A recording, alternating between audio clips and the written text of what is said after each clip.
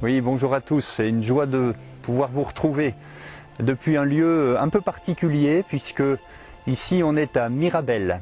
Alors Mirabel, c'est un village perché en Ardèche, comme il y en a beaucoup d'ailleurs, magnifique point de vue, un haut lieu qui servait aux chrétiens cévenols de l'époque de refuge.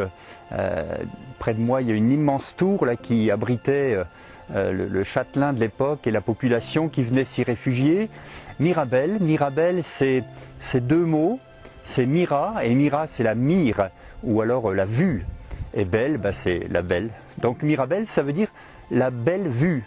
Et je voudrais vous parler quelques instants de cette hauteur de vue, de ce point de vue, et bien sûr de cette vision spirituelle qu'il nous faut avoir en tant que chrétiens.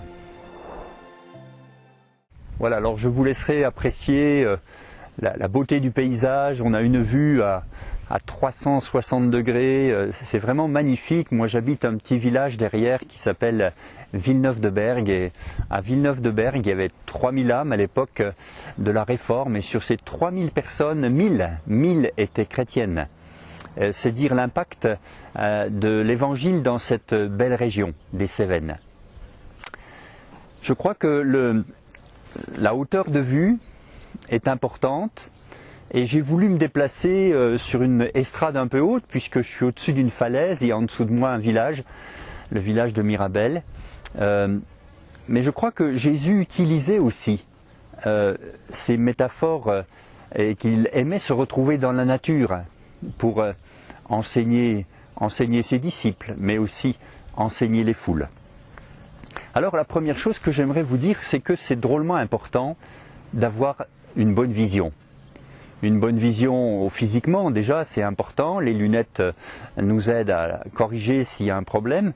Mais spirituellement, d'autant plus, quand on vit des temps comme ceux qu'on traverse aujourd'hui, combien c'est important d'avoir une bonne vision. La Bible dit que s'il n'y a pas de vision, s'il n'y a pas de révélation, le peuple est sans frein, et une autre version dit le peuple meurt. On a besoin de vision, de hauteur de vue, de point de vue spirituel. Avoir une hauteur de vue, c'est pas se placer au-dessus des autres, attention. Je voudrais dire que pour avoir une bonne hauteur de vue, une bonne vision spirituelle, il faut rester humble. Dieu résiste aux orgueilleux, dit la parole de Dieu. Il fait grâce aux humbles. Et même un autre texte dit qu'il enseigne ses voies aux humbles.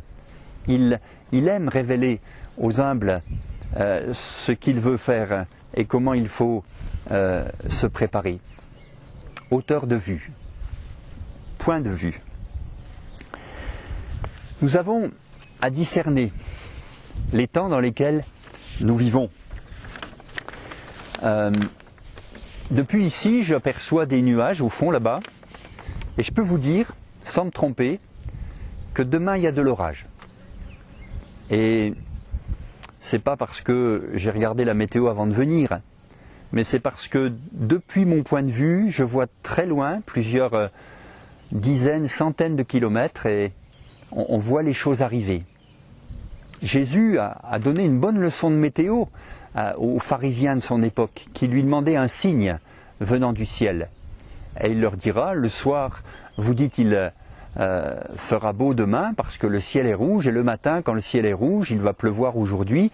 Il leur donne une leçon de météo, il leur dit, et vous ne savez pas discerner les signes des temps?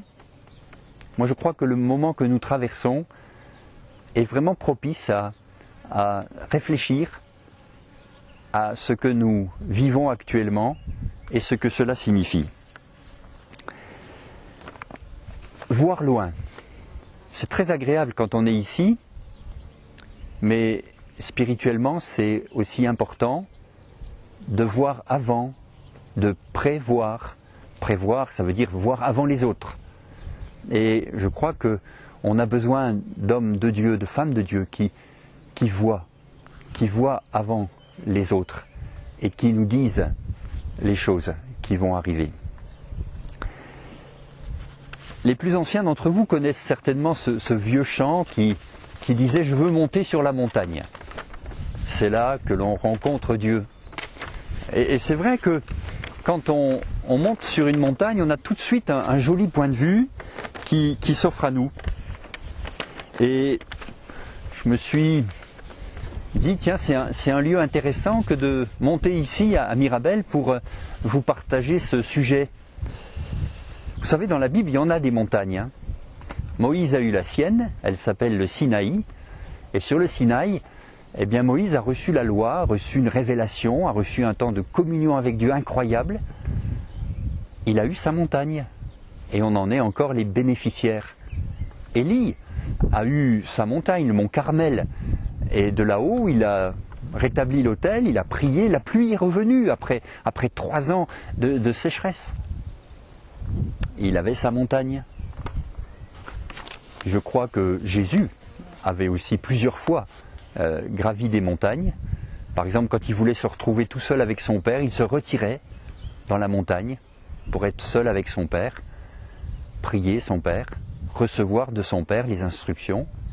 Je peux que vous encourager à faire ce qu'on vous encourage de faire tous les mardis, une heure avec Jésus, l'essentiel, un retour à l'essentiel. Jésus avait aussi sa montagne quand il a délivré le fameux discours des béatitudes. Il était sur la montagne, ses disciples sont venus vers lui, se sont assis et de là, il a enseigné. Il avait aussi sa montagne près de Jérusalem, le mont des Oliviers, où il aimait se retirer. Et la veille de son exécution affreuse, il est là, pendant la nuit, sur cette montagne des Oliviers, en train de lutter pour notre salut. Puis bien sûr, il y a le mont Golgotha, on ne peut pas l'oublier, on ne doit pas l'oublier. Là où Jésus, élevé entre ciel et terre, sur le bois de la croix, va donner sa vie pour que nous puissions toutes et tous être sauvés. Il nous faut des montagnes, il nous faut des hauteurs de vue, il nous faut des endroits où on peut voir les choses avant. Et le disciple de Jésus est quelqu'un d'averti et qui doit pouvoir avoir une bonne vision de son époque. Avez-vous vos moments d'élévation? Avez-vous ces moments de louange, de prière, d'adoration? Avez-vous ces moments de communion avec le Seigneur? Je veux monter sur la montagne. C'est là que l'on rencontre Dieu. Hauteur de vue. Alors je reviens à mon sujet et laissez-moi vous dire un petit peu ce que moi je vois, spirituellement parlant. Dans l'époque que nous traversons, moi ce que je vois venir, c'est un virage. On va devoir négocier un virage. Et ce ne sera plus comme avant. Un virage important qui demande à tous et à chacun de savoir s'adapter. Et je crois que l'Église aussi, et notre mouvement n'échappe pas à ce principe, est devant un virage. Savoir prendre le virage, ne pas sortir de la route, mais savoir négocier le virage et savoir en sortir en étant dans la bonne direction. Ce que je vois venir aussi, c'est une évolution, pour ne pas dire une révolution.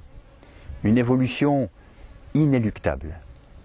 Si le monde se pose toutes ces questions aujourd'hui, à plus forte raison, nous, l'Église, nous devrions aussi nous poser les questions de la nécessaire adaptation, la nécessaire évolution des choses. On ne doit pas rester campé dans des choses qui ont été valables un moment, mais qui aujourd'hui ne sont plus pertinents. Il nous faut évoluer. Je ne remets pas, bien sûr, la saine doctrine biblique en cause. Je parle juste de notre adaptation, de notre pertinence à la société d'aujourd'hui. Je vois une grande nécessité d'évolution. Je lis les Actes des Apôtres et je vois que la première Église, par exemple, elle a eu aussi sa crise à un moment. Dans Acte 8, on a fermé l'Église. L'Église de Jérusalem a été fermée par les autorités. Et c'était un moment de persécution et tous les disciples, me dit le texte, ont été dispersés. Et vous savez ce qu'ils ont fait? Ils ont réagi en annonçant la bonne nouvelle partout où ils allaient. Moi je crois que d'un mal, il peut en sortir du bien. Et que il nous faut simplement, non pas nous plaindre des choses, mais dire mais quelle opportunité je peux y trouver, quel bien peut sortir de cette période de confinement et de séparation les uns des autres. Je vois aussi venir crise après crise. Il y a la crise sanitaire en premier, il y a la crise économique qui lui emboîte le pas tout de suite derrière. Il y a la crise sociale, il y a la crise humanitaire. On est encore dans un pays où l'État, un peu providence, peut atténuer le choc, mais vous avez des pays où, hélas, ce n'est pas le cas et ça va être une crise majeure, une crise humanitaire. On ne va pas pouvoir se désintéresser de leur sort parce qu'on est dans un pays plus favorisé. Une crise humanitaire mondiale. Mais je vois aussi venir une crise de l'Église, une crise ecclésiale. Non pas que la définition de l'Église ait changé, pas du tout. Non pas que Christ soit différent, pas du tout. Mais l'Église a dû sans cesse, et ce sont nos premiers parents protestants qui disaient de se réformer sans cesse. On a besoin de se réformer. Et je crois que c'est ça que je vois venir personnellement. Je fais le procès de personne, je m'élève au-dessus de personne. Je me mets avec vous dans cette réflexion, je veux juste prendre un peu de hauteur de vue et de dire Seigneur, prépare-nous, aide-nous dans ces moments qui sont là. Je vais conclure en disant que la crise ne doit pas nous arrêter de témoigner. Et peut-être que ça nous rapproche en ce moment, puisqu'on est confiné dans nos quartiers, dans nos villages, dans nos villes, ça nous rapproche de nos voisins finalement. Et on passe beaucoup plus de temps avec eux. On a le temps de parler, on a le temps de...